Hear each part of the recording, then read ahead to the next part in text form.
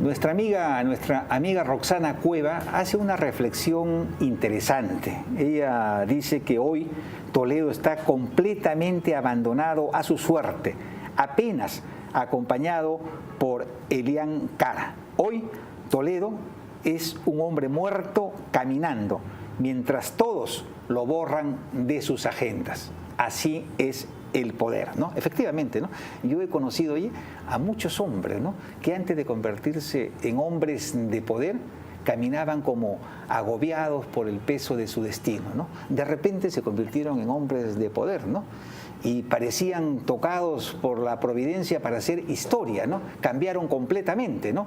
Entonces lo que ellos olvidaron es lo que yo digo, de que hay un Dios más poderoso que el poder, que no es otro que el eterno Dios del movimiento, que al final a todos nos pone a la vera del camino, ¿no? Sí, sí. Y es allí cuando la gente, hombres como Toledo, como Humala, como Nadine, comprenden de cómo el poder paga a los que su alma le han vendido. Y entonces pasa lo que dice Roxana Cueva, ¿no?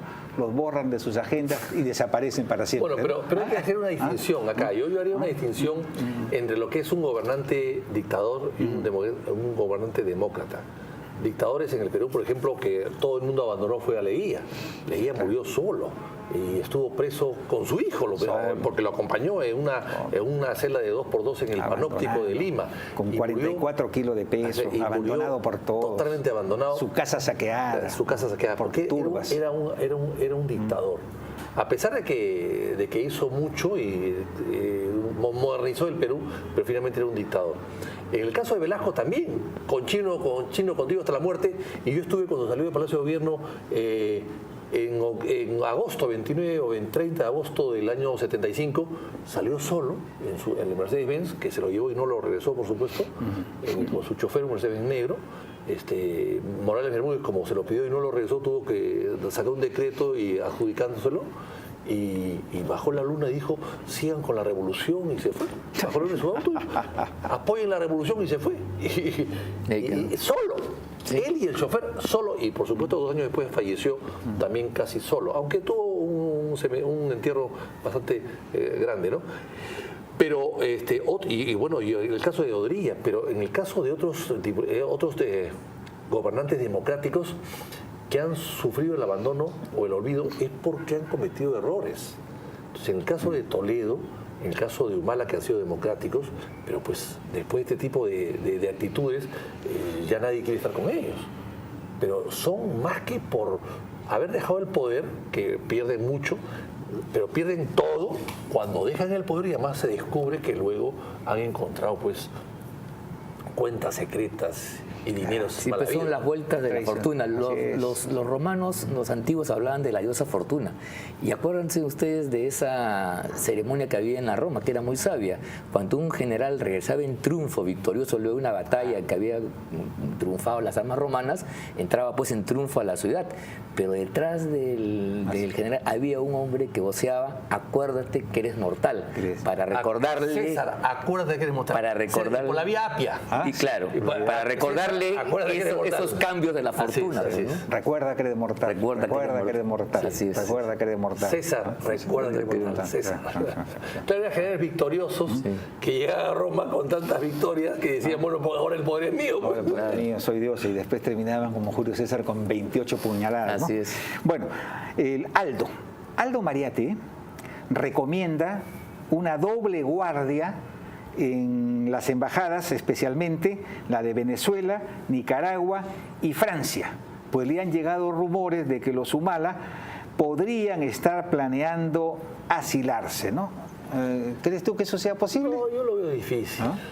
Hoy día el asilo ya no es como era antes, ¿no? Primero que el asilo es una figura muy latinoamericana, no es europea. Sí, exacto. Y ya, inclusive en Latinoamérica, después de todos los cambios que han habido, casi nadie las acepta, ¿no? Salvo en dictaduras. El Perú ha tenido problemas para aceptar a los venezolanos, a pesar, ¿no?, de que Venezuela es un país notoriamente alejado de la democracia, digamos, ¿no? Pero aún así ha tenido problemas para dar asilo. Y en el caso de... No es tan fácil, ¿no? No es tan fácil por lo siguiente, porque hay que acreditar la persecución política, y es muy difícil que estos señores puedan decirlo. Pero ni siquiera están en un gobierno donde sus enemigos están gobernando, los más directos. No, pues, es un gobierno más bien... Un chiqui ha comido comido 4 o 5 veces con Humala cuando era presidente electo. Todos los días en el Palacio almorzando. Entonces, de ahí arguir una persecución es un despropósito que no tiene fundamento alguno en la realidad. Por eso es que estos intentos siempre pueden hacer la cuestión, y algún país por ahí podría, pero yo creo que no tiene realmente arraigo alguno la posibilidad material de que esto pueda llevarse a cabo, ¿no? Y esta posición de Nadine de negar, ¿no? De negar de manera tajante de que no ha cometido ningún acto ilegal y que lo que recibió eran aportes tratando... O sea, claro, hay una defensa de Pedraza hoy día que es interesante, pero nada, fuera de foco, ¿no? Es interesante porque saca argumentos legales, pero finalmente es un lavado de activos. Si no es una cosa, es la otra. Pero mira, pero Nadine aparentemente lo contradice, porque niega incluso que ha recibido esos aportes, que no tiene nada que ver, porque la defensa de Pedraza está orientada a decir, no, se recibió sí, pero tiene este carácter, en consecuencia no es delictivo, es un aporte de campaña, a pesar de que las cosas que sabemos acá. Entonces, parece ser que la señora tiene esta costumbre, pues, ¿te acuerdas cuando negaba tosudamente la evidencia de que las agendas eran suyas? Tuvo que ya solamente cambió de opinión cuando iba a someterse a la prueba grafotécnica ante el juez, dijo ya no, esas agendas son mías. Entonces yo creo que es una forma de actuar que revela pues la inconsistencia. No, y además yo creo que todo esto es la furia de la gente contra ella, porque la han visto una mujer que ha cogobernado, ¿no es cierto? Sí, claro. Entonces yo creo que si hubiese pasado desapercibida, hubiese sido una especie de Pilar Nores o Violeta Correa, de repente no hubiese tanto encono contra ella, ¿no? Pero hay el encono que existe, no solamente es por lo que ha hecho últimamente y ahora se conoce con mayor razón, sino porque se metía todo el tiempo en temas políticos y quería gobernar. Pero eso mira, graciosamente se ratifica con el tipo de investigación. La están imputando a ella y no al marido, que es el presidente de la República, todavía por lo menos. Entonces no se dan cuenta que la investigación está reflejando la realidad, la leyenda que todos dicen que era la cogobernante, inclusive la cogobernante principal. Peor aún, ¿no? Hemos tenido en la Comisión Lavallato la presencia de esta señora Ortiz, que fue ministra de Energía y Minas, la última, que era asesora de Nadine en temas de energía y de gas en Palacio de Gobierno. ¿Qué hace ahí todo el día? Energía y gas, claro, preparaba pues todo el gasoducto, ese es evidente, y después acabó siendo ministra. Y ella ha aceptado y ha reconocido que en las reuniones con Barata y Barabé, el tema del gas, estaba presente Nadine. Estaba presente Nadine. O sea, había interés para ayudar a quien te había entregado 3 millones de dólares en la campaña. Pero su labor, su función para promover a este ministro que había trabajado con Odebrecht y con otras empresas para que sea ministro de Energía y Minas, ¿no?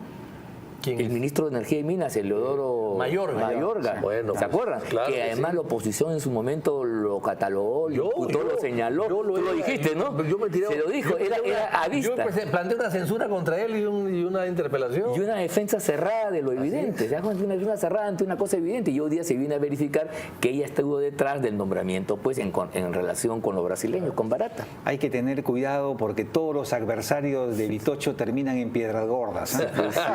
Sí. Oye, bueno, ha sido un placer pues tenerlos a ustedes aquí, ¿no? Realmente un gusto. Yo creo que nuestro público está gratamente impresionado por el nivel de información que han recibido. Vitocho, muchas gracias. Muchas gracias también. Muchas gracias.